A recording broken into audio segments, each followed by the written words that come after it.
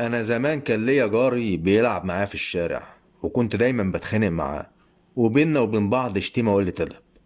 من 10 سنين جاري ده اشتغل سواق توك توك، ووصلني الموقف الاتوبيسات في وقت متأخر. الكلام ده كان سنة 2014. وقتها كان للجنيه المصري قيمة. عارف اديته كام أجرة وقتها؟ 50 جنيه. وقتها كان رقم، لأن وقتها كنت متأخر على الأتوبيس ومسافر.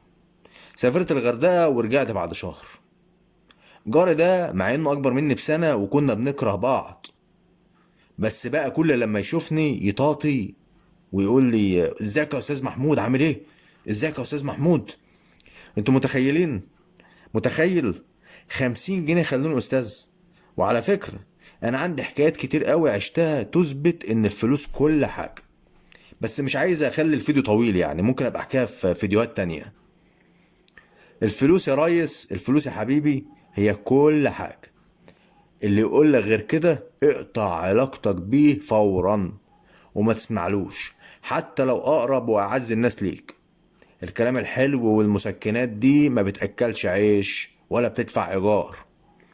اللي معاه قرش يسوى قرش، واللي ما معهوش محدش بيشوفه اصلا. الناس بتحب اللي جيبه مليان وبيحترموه وبيستنضفوه وبيكبروه كمان، حتى لو شخصيته وسخة، حتى لو مش فاهم حاجة، هيحترموه عشان فلوسه وهياخدوا برأيه كمان. ومئة ألف واحد هيتمنى يخدمه عشان ينول من الحب جانب. الفقر ريحته وحشة، خد بالك من النقطة دي كويس. زمان كنت بضحك لما حد يقول لي الفلوس مش كل حاجة. دلوقتي فهمت ان اللي بيقول كده يا اما واحد غني ومش حاسس بالفقر اصلا ولا بالفقرة، يا اما واحد فقير وبيحاول يقنع نفسه ان فقره ده قدره ولازم يستسلم ويعيش فيه، ويحاول يجمله كمان. بص يا صاحبي، الفلوس مش بس بتشتري حاجات كتير وبتسهل عليك حياتك، لا، دي بتشتري حاجات مفيش حاجات تانية بتعرف تشتريها. الفلوس بتشتري راحة البال. عارف يعني ايه راحة البال؟ يعني مش هتكون خايف من بكرة. حتى لو تعبت ودخلت المستشفى، فلوسك هتريحك. حتى لو موت، فلوسك برضو هيدفنوك بفلوسك. الفلوس بتشتري بيها كرامتك وحريتك. عارف يعني ايه حريتك؟ دي اللي بيها هتكون اسعد مخلوق في الكون. من غير الفلوس هتعيش على مزاج الناس وتحت رحمتهم، تحت جزمتهم. وبالفلوس انت الوحيد اللي بتحدد شكل حياتك، تصاحب مين وتحب مين وتسكن فين.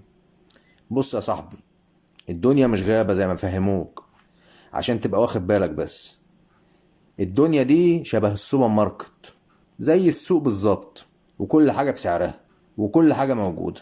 عايز ايفون موجود، عايز فيلا وشقة حلوة موجودة، عايز تتجوز بنت حلوة وصاروخ موجود.